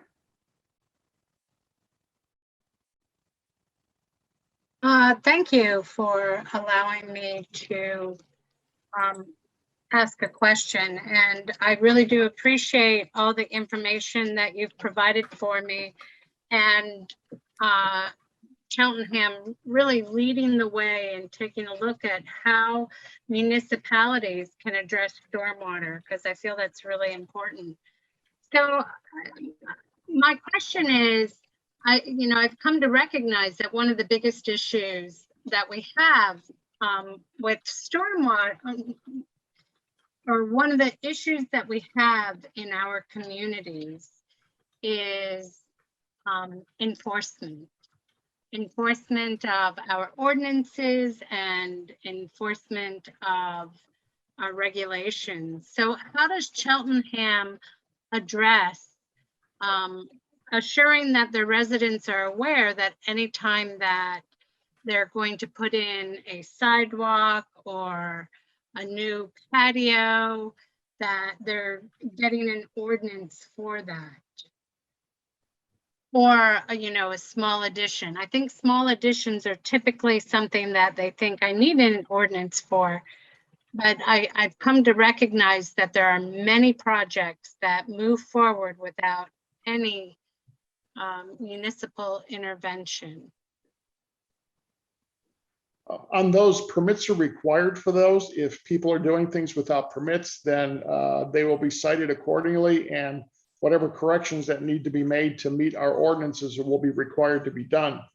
I know this board has denied decks that people have wanted to put on.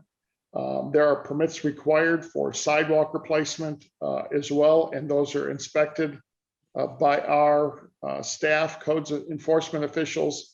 And if they're found that they are installed improperly, they are to be pulled out and redone. Illicit discharges have also been enforced, and reports have been made to DEP where they have shown up on scene, and there has been quite a bit probably in the last week because of some of the flooding. And these individuals are required to do the cleanup, as well as they are significantly fined. We had someone that was using inappropriate chemicals to clean a home, and they were dumping it down the sewer. A resident had called, we had gone out, and that company had to do the cleanup, but then they are facing significant fines. Well, thank you, Commissioner Zinkowski. I appreciate your response. Manager. Oh, I'm sorry. That's okay. I appreciate your response. I know Sure. how challenging it really can be to keep track of things in a municipality, especially a municipality as large as Cheltenham, of what residents are doing.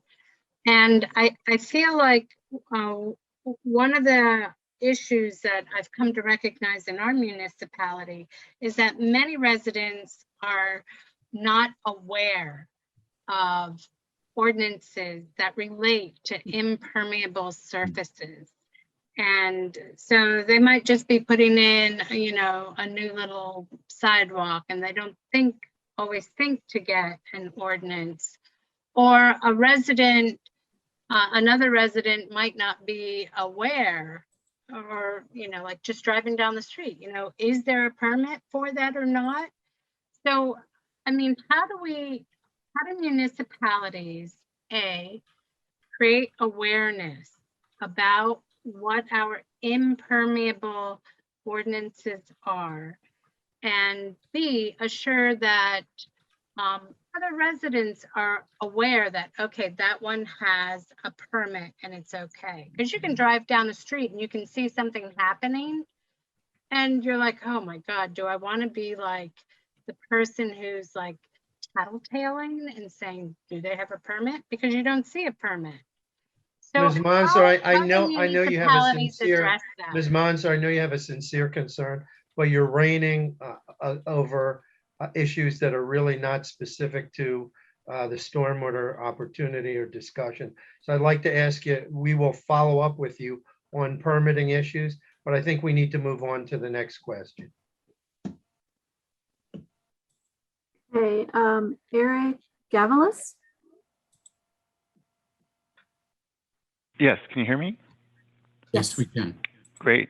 Yeah, I had just wanted to follow up on the gentleman who had mentioned like the multiple acres, the 3 acres, and it seemed like residential, and I guess it's just because there's so many residential properties, you can't look at each one and do percentage of. That's it. But so I think it would make sense to have that as part of the credit policy bullet points, so that right away people who have larger properties can, you know, ask for a credit for the amount of acreage that they're providing that's basically, you know, undeveloped. And I did think in Alexa's presentation, undeveloped property had a 0 payment or due. So again, I would just second the motion of making that a bullet point on that slide of credit policy. The other thing that I've seen, a number of my neighbors have ponds, and my understanding is that ponds also are very beneficial to stormwater runoff. So I think that might be another, you know, bullet point on the credit policy that would make sense. I don't know how you guys feel about those. Noted. That was it. Thank you. Thank you. Okay, thank you. Sister Maureen Johnson.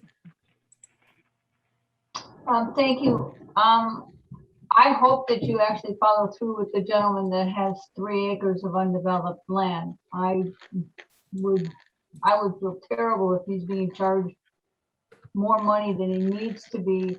And I think the township really needs to look at going to all properties. Rather it's a religious, I'm a Sister of the Good Shepherd, and I'm one of the institutions. However, we're willing to pay, but we have an awful lot of ground on our property that is not developed. And we have areas that does have concrete, but it doesn't go into the sewer system because it drains right into our backyard. So I think the township really needs to look at going to individual places and finding out how much water they're actually putting into the sewer system. Because it's not fair to the people that have a 3-acre land and they have like 200 feet that is developed. I know that's kind of weird, but it doesn't sound fair for someone that's not using the land as a parking lot to be paying more money than someone that is. And we have a very small parking lot. So I just hope the township really looks at that and really follows through on it. Thank you. Mitch, can I take a? Yeah, please, Tony. Yeah. So in the example of the non-residential property, a church property, for example, if you had a small church with a small parking lot on it, but it was on a very large property that had lots of grass or wooded areas in it, you would only be charged for the impervious area. So the fact that you have a larger lot with wooded areas, that doesn't incur a fee at all. It's only the measured impervious area that Alex has measured for all those properties. So that's just one point, if in case that wasn't clear earlier. Yeah, Tony, I think you want to make it clear that all the non-residential properties were specifically measured, that it's only the residential ones that were not. Right, correct. Yeah, so 100% of those commercial or non-residential properties were measured the precise amount of impervious surface. What we have not attempted to do is to figure out, well, where does each one of those individual surfaces drain to? Because that is a little bit unmanageable for us to be able to do at this scale at this time to kind of figure out, well, you know, does yours drain into a grass area versus into a road versus into a pipe versus there? That's something that has not been done, but at least those pervious areas are not incurring a fee on those commercial properties. Thank you. Leon Rosenthal.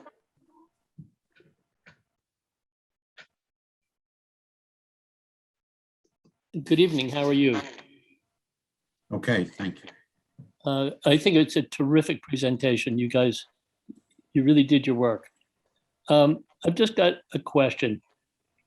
I live at Briarwoods, and it's made up of 4 condominiums which report to a master association.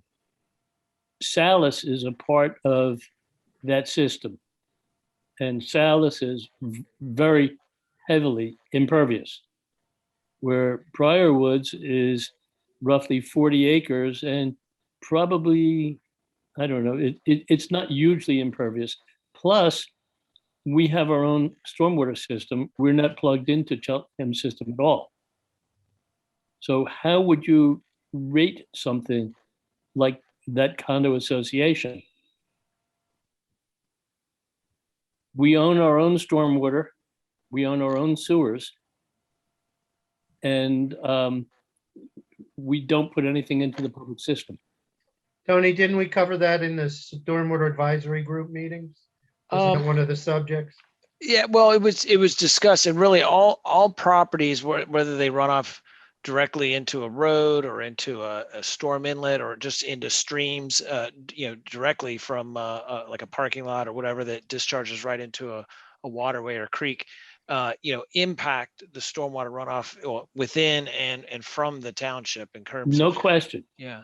There's no question about that, but to a much lesser degree. Well, we've For example- specifically identified the impervious areas and the ERUs for Salis. So that will be one of the places where we're assessing, because they in fact are contributors to our real estate tax system. Right. But yet their front building is probably 90% impervious coverage. That's been calculated, I believe, Mr. Rosenthal. Okay, where you show houses, I'm trying to remember from the chart, it was a long time ago, as being, of in 2,500 to 3,000 to 4,000 square feet. And there are 4,000 square foot houses, but most of them are 2 stories. So there are only 2,000 square feet of impervious coverage.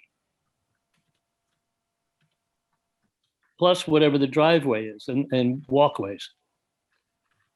But I know the square footage of my house, and I know the square footage of my driveway, and I know that your numbers don't correlate.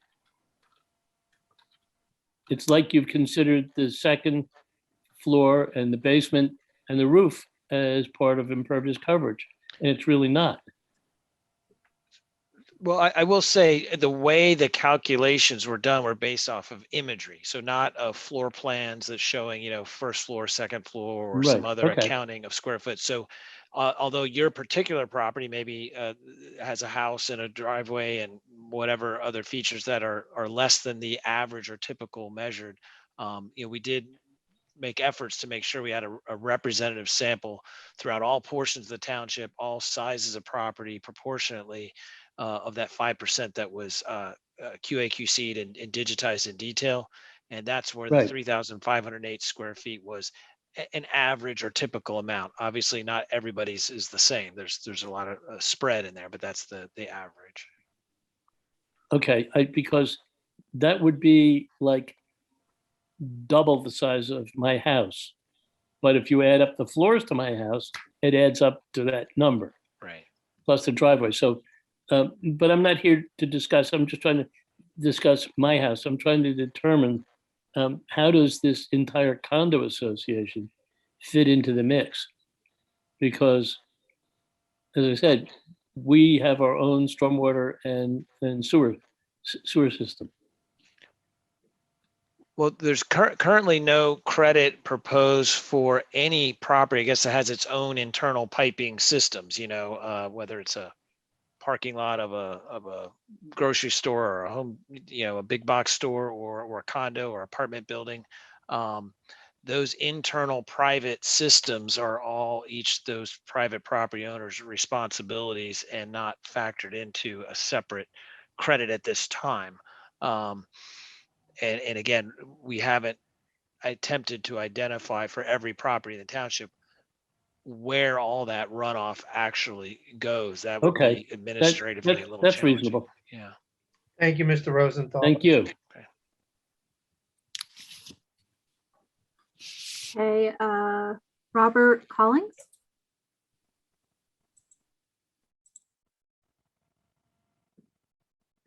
Mr. Collins?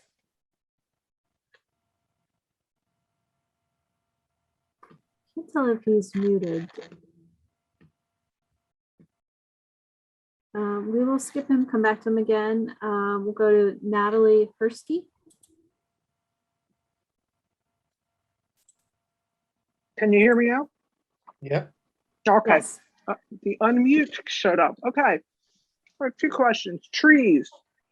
I was very sad to see two of my neighbors on either side of me. I'm a corner, they're corners. They took out a lot of trees. And, you know, we're supposed to be planting more trees. And I just wish, do they need to get a permit? I mean, can anybody just come along and just take out a 50-year-old oak tree and, you know, I know it's their private property, but people should be aware that we need to be planting a lot more trees. A rain barrel, what, 55 gallons? And a tree can absorb, what, 2,000 gallons or more? I don't know what the numbers are, but it's astronomically better to have a tree than a rain barrel. That's one thing. And two, contractors. I have had a couple estimates for a roof. I want to reroute my gutters to rain gardens. And they're all kind of oblivious to any of these stormwater issues, or they don't even know what I'm talking about. They don't know what a rain garden is. I don't know if I'm just not getting the right contractors, or if we could, I'd like to get the contractor of Michael Sheckman's wife, I forget her name, that she said she put in a rain gardens and rerouted her storm drains. So those are 10 years ago, or maybe 15 years ago, I went to the Philadelphia Flower Show. Saw the Philadelphia Water Department had a display with pervious concrete, where they were just pouring a bucket of water through this and just demonstrating how it just goes through and recycling it. And I thought, well, this is great. I needed a driveway. I could not find a contractor. I called the township. Nobody knew what I was talking about. I was not allowed to replace sidewalk with pervious concrete. That's not allowed. So on the one hand, I was being encouraged to, you know, infiltrate all stormwater onto my property, but I was assessed to replace sidewalk blocks, and was not, was not allowed to use, like, I couldn't replace the concrete with brick or anything, something pervious. So I guess those are two comments.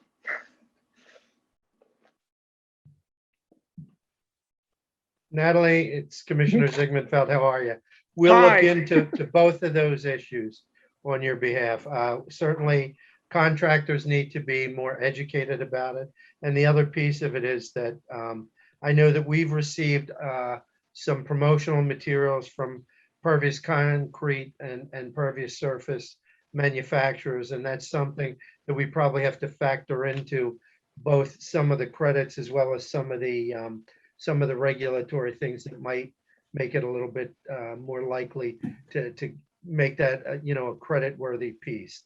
So you're heard and it's noted. But Natalie, as far as your first item, I also Trees. I support the planting of trees. Unfortunately, as you stated, there is currently no regulation against a homeowner removing trees on their property. I'm not sure if we could pass such legislation, but I know for now there is no such. It might be better to give some kind of financial incentive for people to plant like trees. They're so beneficial, but they're really expensive. I mean, it's going to cost me a couple $1,000s to trim my 5 oak trees around my property. But I mean, that's why I bought this house. I like the trees, but a lot of my neighbors, they don't want to pay for leaf cleanup. They're just barely, surviving with our high taxes. And Right. and all that. So, but And- I don't know if there could be some kind of, like, I had a landscaping business and I had customers that with the whole like desert, I called it the desert, not one tree. And I don't want a tree. Well, I mean, we really have to have trees. Okay, and as So far as the I don't know. contractors, consider contacting Julie Slavitt at TTF. Yeah. She just put a comment in the chat that she's Okay. aware of some contractors. Thanks, Like Natalie. roofers, Take care. roofers. Okay, thanks. How do I mute? Okay. We'll give Robert Collins another chance. See if this works. For some reason, I'm not getting the microphone when I give him permission to talk, so I'm not sure what's going on with this one. We're at about a 10-minute remaining in the 2-hour session. Okay. So Mr. Collins is the last person that has their hands raised. Is there anyone else who would like to ask a question? Not seeing anyone else. Oh, There's another hand raised from Mr. Collins again. okay, we have a few more questions. We'll come back to Mr. Collins. How about Lynn Geller? Yes, I've been asking repeatedly, what was the money from the sale of the sewer used for? Or what do you intend to use it for? Could it be used for stormwater management? Most of that money that came from the sale of the sanitary sewer system went to pay off a good portion of the township's debt service for improvements into the sanitary sewer system. There's also a decision to pay off some other debt of the township. So the majority of that money went to pay off the sanitary sewer debt, which was for sanitary sewer line replacements, et cetera. So that's where the majority of that money went to. Bob, I believe So it was none of that 32 money million. was ever used for retirement plan or health benefits for township employees? Not at all. I think 32 million was used to surrender the sewer debt. There was other long-term debt and that kind of thing. But I don't know where you heard that it was done for retirement or health funds or whatever. That's Well, there is certainly a not the rumor. case. There is a rumor going around, so I think it would be a great Well, idea to You know quell that. what value is of rumors? It's very limited. What you have here is a board of commissioners, township staff, township management that is here very transparent. We did the same thing when we initiated the earned income tax increase. So what I would tell you is instead of responding to rumors, instead of responding to social media kinds of concerns that really don't have any factual basis behind them, come to these meetings, come to the Board of Commissioners, come to the Public Works, the Building and Zoning sessions, and ask focused questions, and you will get honest and cogent answers from this board, from the staff. We're here to serve our 38,000 residents, and we spend an inordinate amount of time doing so. We're continuing to pursue other funding channels, not just for stormwater, but we're looking to try and bring funds in to address many of the issues that a lot of you are concerned about that we've shared with you before. But I think it's important to not respond to rumors, but to come to the folks who have a direct responsibility and direct ownership of these matters to try and address those concerns and give you a sense of comfort and a sense of understanding that we are being as responsible as we can be. We understand that previous boards and previous township staff and management didn't do all the things they needed to do, but what you have here is a board and staff that's committed to doing things right and letting you know not only what we want to do, but why we want to do it and how we want you to be involved or engaged in the process. So maybe I'm taking a tiny bit of offense, but it's because many of those rumors really serve no purpose and are counterproductive. But Lynn? why didn't you just disclose what the money for the sewer system went for? It was Okay, disclosed so- publicly multiple times. It was. So Lynn, the system was sold, I don't remember the exact dollars to the penny, but the system was sold for about 50 million. About 48 million of that was used to pay down debt, to pay down our township debt. Now, our township debt exceeded the 50 million, so we still have some township debt. I think, I don't recall, 6 or 8 million, but 48 of the 50 was used to pay down debt, and the remaining 2 was used for to fill holes in our operating budget. Which resulted in what types of tax increases, Dan, over the last couple of years? A 0 real estate tax increase. Okay. Next, do we have any more? Yes, let's try Robert Collins again. It looks like the microphone is working, so let's see if you can speak.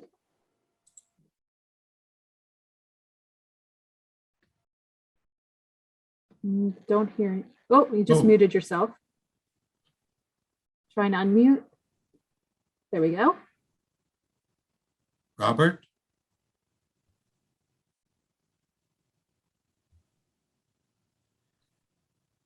For whatever reason, we can't hear you so after the meeting is over, whether it's tomorrow, if you send your question to the township manager, we'll be sure to get you an answer. Yeah, the stormwater at Cheltenham address, we will get you an answer. So the next is Tom McHugh. Hold on one second. Okay, now you should be able to talk if you unmute. Mute. Now, can you hear me? Yes, Tom. All right, great.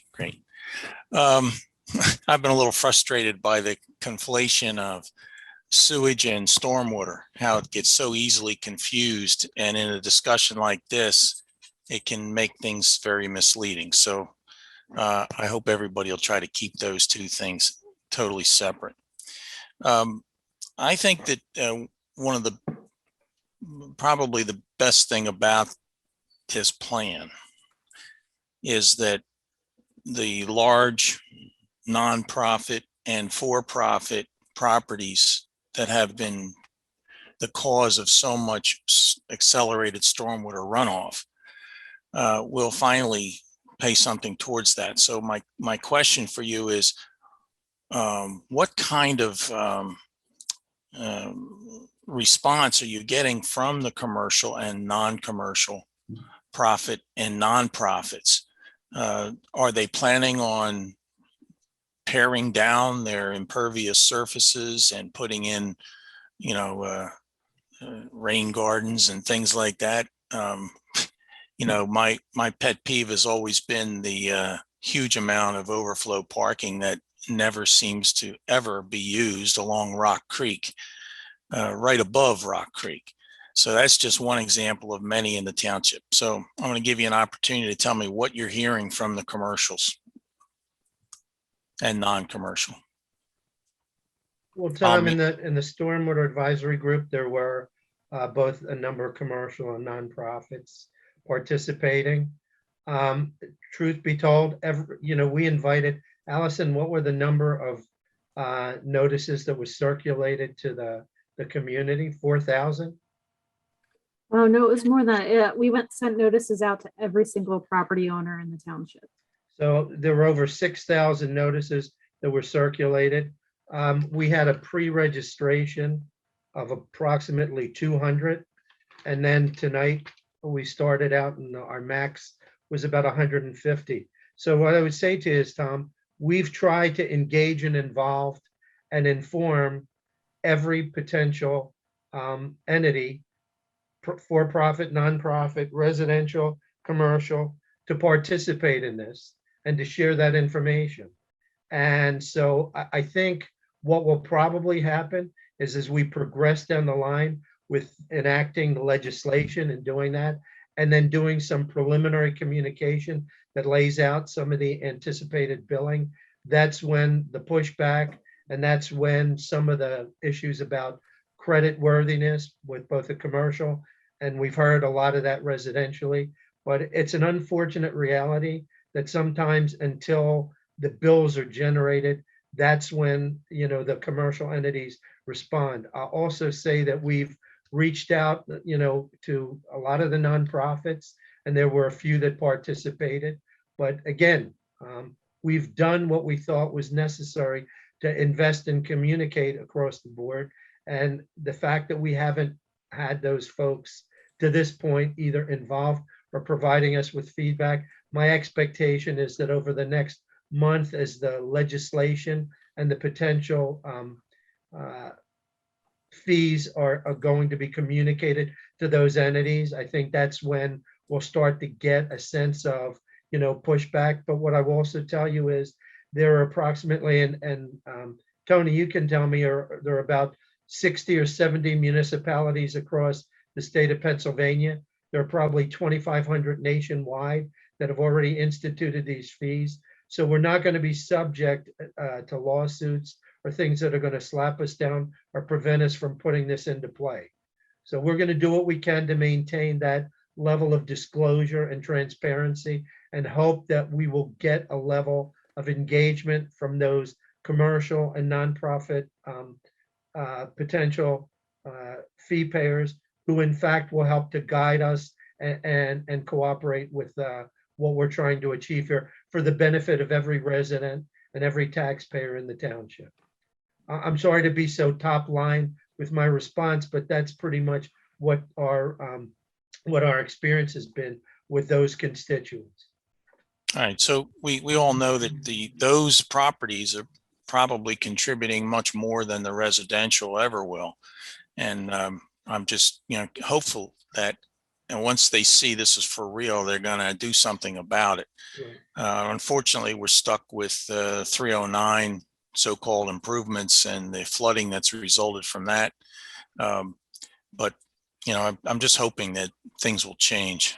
Well, Tom, I don't know if you heard this, but when I did the analysis of that list of the 30 properties, 19 of the 30 are in fact currently paying commercial real estate taxes, but they represent 5,741 ERUs, which would generate 1,263,000 in stormwater fees.